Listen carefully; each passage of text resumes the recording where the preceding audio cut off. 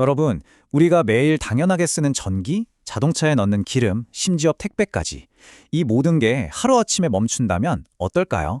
안녕하세요. 오늘 이 심층 해설에서는 지금 당장 세계 경제의 심장부를 멈춰 세우고 있는 거대한 지정학적 위기, 바로 2026년 호르무즈 해협 사태를 낱낱이 파헤쳐보려고 합니다. 자, 그럼 이 복잡하고 아슬아슬한 상황 속으로 바로 들어가 보시죠. 네, 첫 번째 파트입니다. 호르무즈 해협 위기의 시작. 대체 이 모든 지정학적 충격이 어디서 어떻게 시작됐는지부터 짚어보겠습니다. 지금 화면에 보이시는 이 사진, 하늘에서 내려다본 호르무즈 해협인데요. 어떠신가요? 생각보다 굉장히 좁죠? 폭이 수십 킬로미터밖에 안 되는 이 좁은 바닷길이 사실은 지구상에서 가장 중요한 경제적 대동맥입니다. 그런데 지금 이 대동맥이 꽉 막혀버렸어요. 전 세계를 돌고 돌아야 할 물류의 피가 완전히 멈춰버린 셈이죠. 이게 그냥 중동 지역만의 문제일까요? 절대 아닙니다. 이곳이 멈추면 지구 반대편에 있는 우리 일상도 동시에 멈추게 됩니다. 이 물리적인 병목 현상이 대체 얼마나 무서운 나비 효과를 가져오는지 계속해서 보시죠. 이 위기가 정말 무서운 건 단 몇 달 만에 파국으로 치달았다는 겁니다. 타임라인을 한번 볼까요? 2026년 2월에 무력 충돌과 공습이 터졌고요. 불과 한 달 뒤인 3월, 이란이 해협 봉쇄를 전격 선언합니다. 설상가상으로 카타르의 핵심 시설인 라스라판마저 피격당하죠.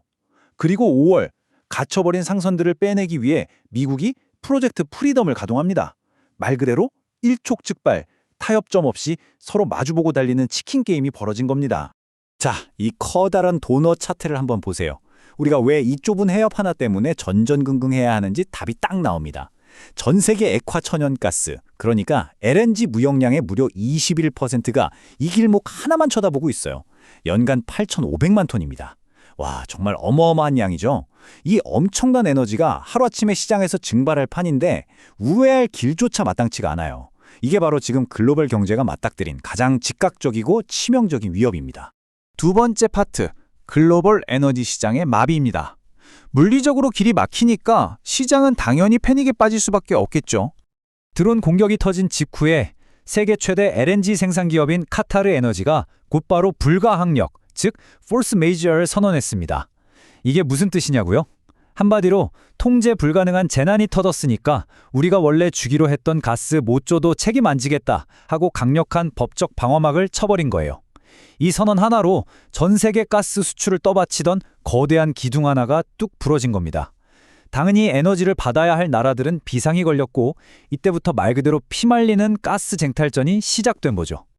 그리고 이 상황을 정말 기가 막히게 보여주는 게 바로 이 붉은색 막대 그래프입니다. 유럽 가스 도매 가격 벤치마크인 TTF가 단 하루 만에 무려 45%나 폭등했습니다. 45%요. 2022년 러시아 우크라이나 전쟁이 터졌을 때 이후로 이렇게 가파르게 오른 적이 없었어요. 저기 확 치솟은 선 보이시죠?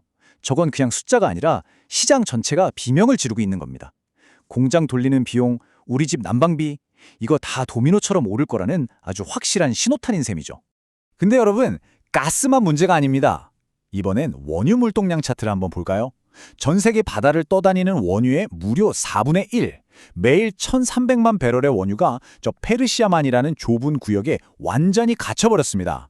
가스와 원유, 세계 경제를 움직이는 양대 심장이 동시에 멈춰버린 진짜 전례 없는 사태입니다. 저 막힌 물량이 풀리지 않는 이상 글로벌 유가 안정은 꿈도 못 꾸고요. 전 세계 경제는 거대한 시한폭탄을 껴안고 있는 거나 다름없습니다. 세 번째 파트, 해운 물류와 보험료 폭등입니다. 어떻게든 배를 띄워야 하는 해운사들은 정말 미칠 노릇일 텐데요. 이 물리적인 위험은 곧바로 엄청난 비용 청구서로 날아옵니다. 배들이 여길 지나가려면 무조건 전쟁보험이라는 걸 들어야 하는데요. 위기 전에는 0.125%였던 보험료율이 순식간에 최대 0.4%까지 뛰어올랐습니다. 확 와닿게 대형 유조선 기준으로 계상해 볼까요? 이 짧은 바닷길을 딱 한 번 쓱 지나가는 데만 무려 25만 달러, 우리 돈으로 수억 원의 웃돈을 내야 한다는 뜻입니다.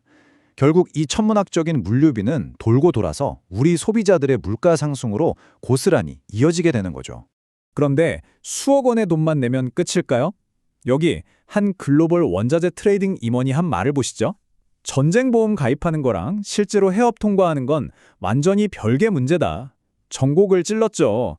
해운사들이 기록적인 보험료 낼 돈이 있다고 해도 당장 배를 못 띄워요. 왜냐? 바다 위로 드론이랑 미사일이 날아다니는데 우리 선원들 목숨이 최우선이잖아요.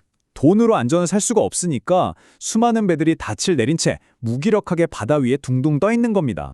네 번째 파트, 강대국들의 지정학적 줄다리기입니다.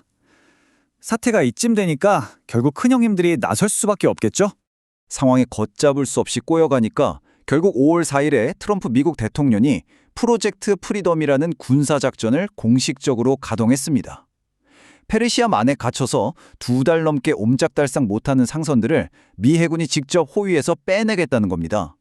강제로라도 일시적인 탈출 창고를 열겠다는 건데 사실 이건 단순한 구출작전 그 이상입니다. 이 핵심 해역의 통제권을 대체 누가 줄 것인가? 거대한 힘겨루기가 본격적으로 막을 올린 거죠. 여기서 아산정책연구원은 아주 소름 돋는 포인트를 하나 짚어줍니다. 이 양쪽의 극명한 대비를 한번 보세요. 원래 바다라는 곳은 누구나 자유롭게 다녀야 하는 게 글로벌 룰이잖아요. 그런데 이제는 특정 국가가 이 해협의 목줄을 꽉 쥐고 배 한 척당 200만 달러, 우리 돈으로 수십억 원의 통행세를 내라고 위협하는 무기로 변질돼 버린 겁니다. 만약에 연간 150조 원에 달하는 이 엄청난 통행세가 진짜 새로운 규칙으로 굳어지면 어떨까요? 우리가 믿고 있던 자유무역실서는 그날로 끝나는 겁니다. 매일경제신문에서는 앞으로 벌어질 상황을 3가지 시나리오로 깔끔하게 정리했는데요. 이 표를 한번 보시죠. 지금처럼 외교적으로 지루하게 시간만 끄는 상황이 이어질 수도 있고요. 최악의 경우 갈등이 폭발해서 유가가 100달러를 뚫고 테슬라 같은 글로벌 기업들의 공장 가동이 도미노처럼 멈춰서는 파국이 올 수도 있습니다. 반대로 중국 같은 제3국이 개입해서 긴장이 확 풀리는 해피엔딩도 배제할 수는 없죠. 하지만 확실한 건 어느 쪽으로 흘러가던 그 여파는 전 세계 산업 생태계를 통째로 뒤흔들 거라는 사실입니다. 자, 이제 마지막 5번째 파트, 한국 경제에 미치는 파장입니다. 여기서 가장 중요한 질문, 저 멀리 중동의 모래바람이 왜 우리 안방까지 가장 무서운 위협으로 다가오는지 그 이유를 짚어봐야겠죠. 이 거대한 차트에 꽉 차 있는 숫자 99%가 보이시나요? 좀 무서운 숫자입니다. 우리나라가 수출입 화물을 운송할 때 오직 바다에 의존하는 비율이 무려 99%입니다. 바닷길이 막힌다? 그럼 그냥 우리 경제의 숨통이 끊어지는 완벽한 섬나라나 다름없는 거예요. 유럽처럼 육로로 에너지를 땡겨올 수도 없잖아요. 그래서 호르무즈 해협 봉쇄는 우리한테 그냥 물가 좀 오르는 수준이 아니라 국가의 생존 자체를 뒤흔드는 치명적인 아킬레스건입니다. 내부를 들여다보면 등골이 더 서늘해집니다. 우리나라 전략 비축류가 딱 90일치 정도밖에 없어요. 90일. 우리가 자력으로 버틸 수 있는 골든타임입니다. 심지어 첨단 반도체에 꼭 필요한 헬륨이나 천연가스 같은 건 기술적으로 장기 보관도 거의 불가능에 가깝거든요. 만약 해상 공급망이 끊긴 채로 이 3달이 훌쩍 지나버린다면 어떻게 될까요? 대한민국을 먹여 살리는 수출 기업들, 첨단 산업 현장들은 진짜 농담이 아니라 말 그대로 올스톱입니다. 그래서 한국해양전략연구소에서 아주 명확한 3단계 생존 전략을 내놨습니다. 첫째, 중동에만 목매지 말고 미국, 호주, 아프리카로 공급망을 쫙 찢어서 다변화해야 합니다. 둘째, 90일치밖에 안 되는 비축량을 획기적으로 늘리고 위기 때 바로 꺼내 쓸 수 있는 유연한 시스템을 만들어야 하고요. 마지막 셋째, 바닷길이 턱 막혔을 때를 대비해서 에너지를 우회해서 들여올 수 있는 플랜 B, 즉 대체 해상 루트나 파이프라인 개발을 지금 당장 국가 차원에서 서둘러야 합니다. 자, 여러분, 오늘 심층 해설을 마무리하면서 마지막으로 이 질문을 여러분께 던지고 싶습니다. 바다가 평화로운 자유무역의 길에서 거액의 통행세를 뜯어내는 무서운 지정학적 무기로 변모할 때 과연 이 지구상에 진정으로 안전한 경제란 게 존재할 수 있을까요? 우리가 매일 누리는 이 당연하고 평범한 일상이 저 보이지 않는 먼 바닷길의 안전에 얼마나 아슬아슬하게 기대고 있었는지 이번 사태가 뼈저리게 경고하고 있습니다. 앞으로 이 거대한 파도가 어디로 흘러갈지 계속해서 주시해 주시고요. 세상을 움직이는 복잡한 이슈를 풀어내는 심층 해설, 오늘은 여기까지입니다. 함께해 주셔서 감사합니다.